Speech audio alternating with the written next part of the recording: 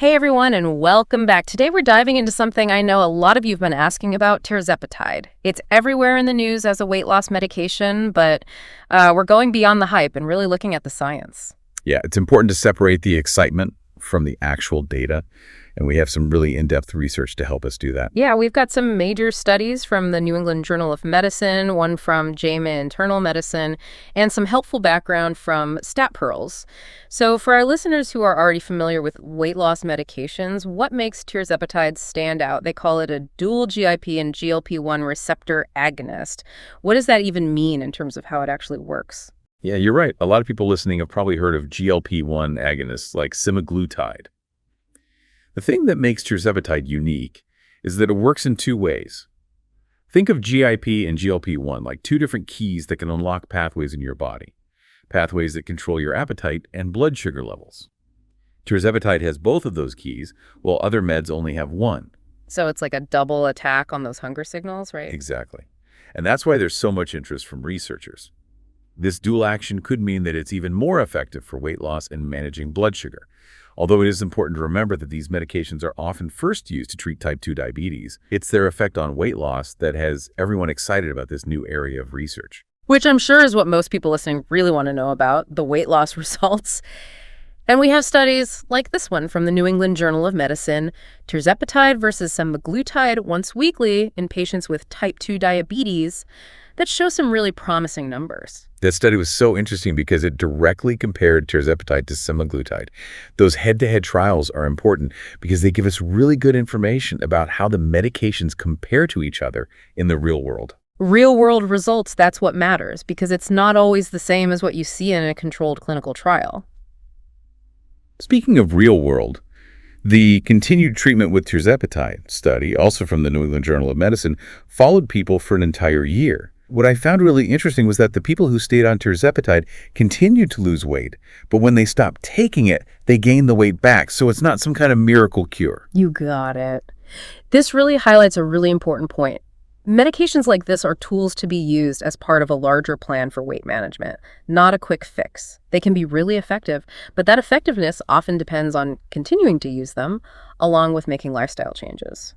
Okay, so it's not just a one-time solution. But for those who are taking it and it's working for them, let's talk about those results specifically.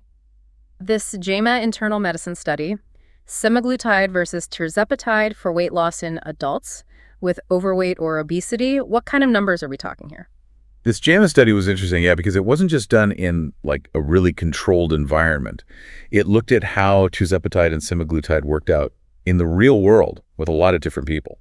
Which is probably more relevant to, what our listeners are going to experience themselves. So what did they find? Like, were there any big differences in how much weight people lost between the two medications? Yeah, there were some differences. This study found that the group taking tirzepatide, they were more likely to have significant weight loss. Compared to the people taking semaglutide, we're talking like an average of 15% to 20% of their body weight, which is, wow, yeah, a pretty big change. Yeah. Those are some pretty impressive numbers, but I think we all know that no medication is perfect. There are always potential downsides.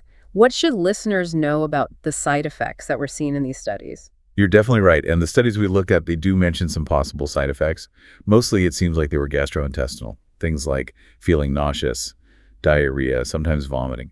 Not fun. But it's important to keep in mind that these side effects, people generally said they were mild to moderate and they tended to get better over time. Okay, so manageable for a lot of people, but I'm sure some people listening are thinking, even with those kinds of results, is it worth, potentially feeling sick? Yeah, and that's a completely fair thing to consider.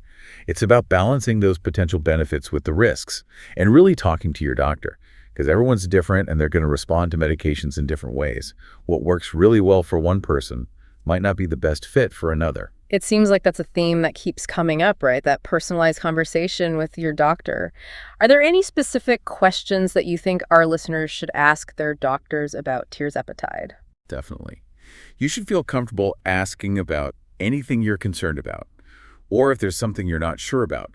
Ask about your own risk factors, any other health conditions you have, and your weight loss goals. And don't be shy about asking about those side effects and how to manage them. Like the Stat Pearls article we looked at, it mentioned that tirzepatide can slow down how fast your stomach empties, which could change how your body absorbs other medications you might be taking.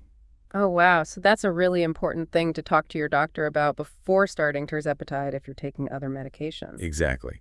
And while we've been focusing on the immediate effects, it's worth thinking about the bigger picture too. These studies, even though they're really helpful, they usually only follow people for about a year. Yeah. So we're still learning about the long-term effects, especially what happens when you stop taking these medications. That's a really good point to consider. These medications are kind of a new way of thinking about weight loss, but there's still a lot we don't know about their long-term effects. And speaking of long-term, what about the idea of relying on medication for weight management in the long run?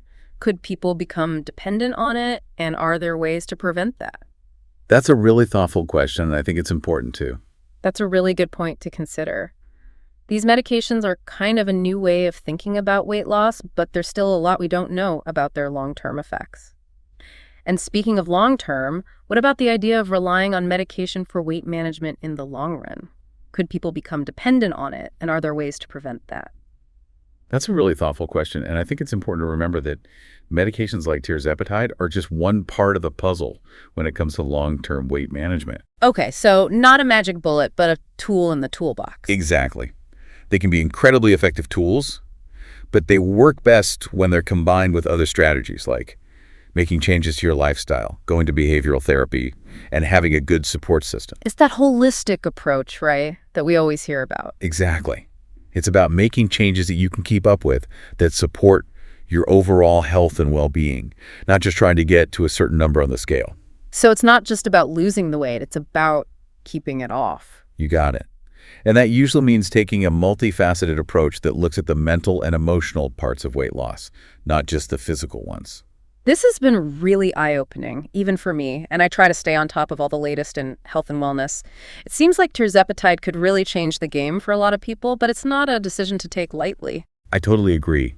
It's a decision you should make with your doctor, weighing the potential benefits against the risks, and really thinking about your own health goals and what's going on in your life. We've gone over a lot today, from how tirzepatide works to the actual results people are seeing and the things to consider long-term. As we wrap up, is there one main takeaway you want our listeners to remember?